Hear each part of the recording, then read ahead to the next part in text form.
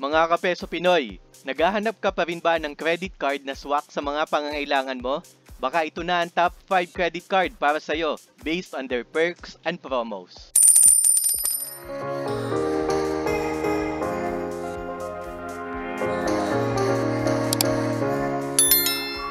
Ang pinakaunang perk na gustong-gusto natin, syempre yung cashback. At unang-una na dyan, ang Citi Cashback para sa ating lahat. Meron silang 6% cashback sa ating supermarket purchases, 2% naman sa mga Meralco bills natin, other utilities, at 0.2% naman sa lahat ng purchases natin. Kaya in a year, kaya nating makapag-save ng 15,000 pesos dito. At napakasimple lang din ang mga requirements nila. 180,000 minimum income per year lamang at age 21. Pwede ka na mag-apply nito. Andyan din ang East West Everyday Card. Ang perks nila, 5% cash rebate sa supermarket, drugstore, gas purchases. Up to 10,000 ang kaya nating masave dito, kapeso. Low foreign currency conversion rate fee din sila na 1.70% ang pwedeng ma-charge lamang sa'yo. At syempre, meron din silang mga special perks and privileges para sa'yo. Ito ang mga fees and charges nila. Annual membership fee of 2,800. Interest charge nila is 3% or 36% annual. Cash advance service fee and interest rate charge naman nila ay 200 at 3% naman ang interest charge nila. Ang late payment charge nila, 1,500 sa minimum due mo. And over credit limit fee or sumobra ka sa credit limit mo ay 700 pesos. Andito din ang Security Bank Complete Cashback Platinum Card. 5% sa groceries, 4% sa gas, 3% sa utilities, 2% sa dining, at 1% naman sa shopping. Nandyan pa ang Marhaba Lounge access mo, kapeso. At syempre, 5-tiered rebates, yan na nga yung una nating nabanggit. Nandyan din yung year-round cashback up to 12,000 annually. At lagi yan mag-credit or immediate cashback yan sa annual sa yung statement, monthly billing statement.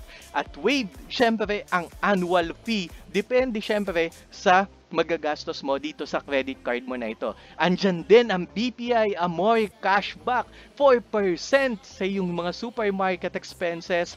Another is 1% sa drugstores and utilities at 0.3% naman sa iba mo pang expenses online o sa kahit saan pa yan. May 0.3% agad ikaw na rebate.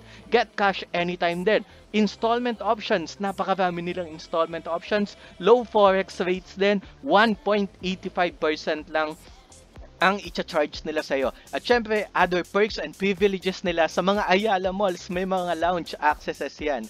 At ito pa ang isa sa pinakagusto natin syempre na perk, yung walang annual fee forever. Unang-una na dyan ang Citi Simplicity Card. Syempre, wala silang annual fee kahit buong every single year na member ka ng card nito, wala kang babayaran na annual fee. Nandyan din ang 10% interest back. Andyan ang no late payment fees. Kahit mahuli ka ng bayad, walang babayaran. Andyan din yung no over limit fees. Kahit sumobra ka sa credit limit mo, wala kang babayaran. At napakasimple din ng mga requirements nila para sa'yo, kapeso. Andyan din ang Metro Bank Titanium. Syempre, wala silang annual fee na babayaran kung mag-a-apply ka hanggang Feb 29, 2024. Andyan yung mga perks nila. Yung 20 pesos, 1 point agad yan. 2 times points sa mga online, department store, and dining transactions. Napakasimple lang din ang mga requirements nila para sa'yo, kapeso. 180,000 lang din ang annual income at kapag 18 years old, pwede na mag-apply dito sa Metro Bank Titanium. At syempre, andito ang PNB Zero. From the word itself, zero annual fee for life, zero late payment fees, zero ang over limit fees, lower minimum amount due, tapos yung finance charge nila kung sa iba 3%, dito 2.5%. Ito pa, walang babayaran na annual fee for life sa lahat ng supplementary credit card holders na nakalista sa'yo. At yung mga transactions mo abroad, magre-reflect yan on pesos sa iyong account. At syempre, nandito pa rin yung mga other perks nila. Nandyan yung balance transfer, andyan yung 0% installment fee para sa'yo, transaction conversion, convert to cash, at napakasimple lang din ng mga requirements nila. Ano, natatakot ka pa rin bang kumuha ng credit card? Okay lang naman kumuha talaga ng credit card with this cashback rewards or kaya naman wala kang babayaran na annual fee. Pero syempre, kaakibat niyan, utang pa rin talaga ang credit card. Kaya mas maganda ka peso kung magbabayad ka pa rin on time. At saka para maganda rin ang credit score mo para sa iba't ibang bangko dito sa Pilipinas. Develop ka pa rin ng good spending habits mo. Kung ano yung dati mong paggastos, ganun pa rin. Although nakakatukso kasi it's on your hand. May extra money para sa'yo. Pero syempre kung ano yung dati mong paraan ng paggastos, mas maganda mag-stick ka pa rin doon. At least nagagamit mo yung mga cashback rewards ng mga credit card natin. And review mo din yung mga credit card statement na dumadating sa'yo. Baka mamaya may nade-debit o may credit na dyan ng mga fraud transactions. Kaya dapat nire-review mo pa rin. Baka bayad ka lang ng bayad. And then, kung hindi naman talaga kayang bayaran yung minimum payment, at least more than dun sa minimum payment each month yung bayaran natin. Para syempre, mas maliit pa rin yung interest na kukunin sa atin.